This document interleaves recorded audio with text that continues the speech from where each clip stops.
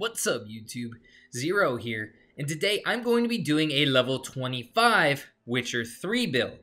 So we got a lot to talk about, so without further ado, let's just get right into it. I'm going to talk about what I've chosen, and then during the gameplay, I'm going to talk about why I chose what I chose. So first, muscle memory. Fast attack damage increased by 25%. Precise blows. Increased chance of landing fast attack critical hit damage by 10% and critical damage by 75%. And then you have whirl, which you do a spinning whirling move that can hit a bunch of enemies in the nearby or do a bunch of damage to a boss if you are facing a boss. Resolve. Adrenaline point loss upon taking damage is lowered by 100%. Next, fleet-footed. Damage from hits while dodging is reduced by 100%. And finally, in the combat tree, we have Razor Focus. Instantly gain 1 adrenaline point when entering combat. Adrenaline points generated by sword blows are increased by 25%. And obviously, I have 2 red mutagens. They aren't the greater red mutagens. It's something I'm working towards but do not have yet. Each of those add 28% attack power. Next, in Alchemy, I have Poison Blades. Oil applied gives a 15% chance of poisoning the target on each hit. The chance is greater the higher the level of oil. Acquired Tolerance. Every known level 1, 2, or 3 alchemy formula increases maximum toxicity by 1. And finally, Heightened Tolerance increases potion overdose from 75% to 100%. And obviously, I have a greater green mutagen, which gives me plus 600 vitality. Finally, in general, I have Cat School Techniques. Each piece of light armor increases critical hit damage by 25% and fast attack damage by 5%. So now that we've gone over the traits that I want for this build, let's talk about each of these traits, why I've chosen what I've chosen, what to pair with this build, and why I really enjoy using this build. So first, I want to talk about the decoctions that actually go very well with this build, because I'm going to use those numbers with some of the other numbers from the tree.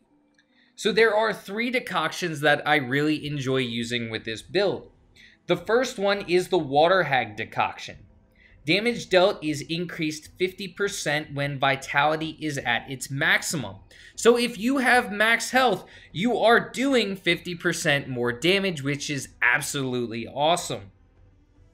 Another one that I like using is Succubus decoction, which attack power grows over the course of the fight. It grows 1% attack power every 2 seconds until it reaches a maximum of 30% at a minute. So now, from just 2 decoctions, you are increasing your attack power by 80% as long as you have max health and you've hit a minute in that boss battle or any battle you are in.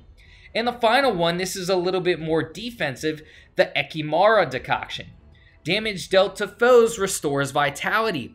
So that's giving us a little bit of defensive help. If we do lose some vitality, when we start hitting enemies, we can actually regain that vitality. So that helps on the defensive end. So now let's talk about some of the choices in the tree and why I chose them. First things first, whirl. That is one of the most important traits in this build. You do a spinning damage like I just did there, and you can get a bunch of hits off on an opponent. It's definitely awesome to have, and with all of the attack bonuses that I'm going to talk about in a second, you are dealing an insane amount of damage to an enemy when you're getting off that whirl attack. So let's talk about our power, our damage increase that we get from this build. So first, muscle memory. Our fast attack damage is increased by 25%, so we have 25% from there. We also have Cat School Techniques, which increases our fast attack damage by 5%, which with each piece of light armor that we have on. So we should have a full set of light armor, so that's going to give us another 20%. If we have the two decoctions that I was talking about, the Succubus and Water Hag decoctions, we're getting another 50% from Water Hag and 30% from the Succubus. So now we have 80% from there. If you have those 6 combat traits that I was talking about, and you have the 2 red mutagens that I have, you have plus 28 attack power from both of those. If you have the greater red mutagen, you're actually getting plus 40% attack power from both of those. So when we actually do the math, what I have on right now is actually 181% increased attack power. If you have the 2 greater red mutagens on, you're looking at 205% increased attack power. That is absolutely insane for a build. You're getting all of that extra attack power. And I haven't even talked about the oils that you can apply. Before each battle, you should be looking at the enemy and choosing what oil to apply to your blade. The lowest oil, if you haven't upgraded any of your oils, will do 10% extra damage against the appropriate type. And it only goes up from there. You get 25% the next level of oil and 50% the next level of oil after that. That's insane attack power that you're getting from the oils combined with the rest of the build. And again, like I said with Whirl, you're doing a bunch of damage in a short amount of time. The Alchemy is now helping you with that offensive paralysis as well as that defensiveness as well. First, we have the 3 Alchemy abilities, which are giving us the plus 600 vitality because we have the greater green mutagen. With the acquired tolerance and the heightened tolerance, we are able to put those 3 decoctions on us and not get damage from having those on us. We're able to take those in and use them to the best of their ability.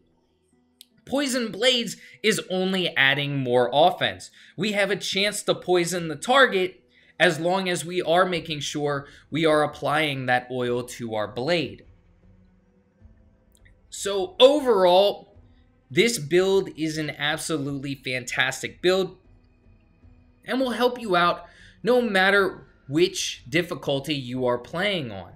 It doesn't matter if you are on the hardest difficulty Death March or the lowest difficulty, this is a great build. One thing I forgot to mention that you probably noticed me doing in these videos is that before each battle, I will pop Qun. The reason why I do that is just to give myself a failsafe. If the enemy does get a hit off on me and I was unable to dodge, I will get that failsafe so I'm not taking damage from the first hit. Then I'll try to regain some stamina and pop Qun again so I can get that failsafe. Again, remember, we're using the Water Hag decoction. We only get that plus 50% when vitality is at its maximum. So we're trying to make sure our vitality is always at its maximum. As you can see in this clip, I don't have it at the maximum, but I am trying to get there because I do have, again, our failsafe, the Ekimara decoction, which damage dealt to foes restores vitality. So it looks like we're coming down towards the end of this build video. I hope you enjoyed this build video. I am going to write all this up and put it on my website. If you enjoyed this video, feel free to give it a thumbs up. Subscribe to my channel for more Witcher 3 Wild Hunt content. Be sure to follow me on Instagram as well. I just got into that. The name on there is Agent03432. Well, until next time, peace.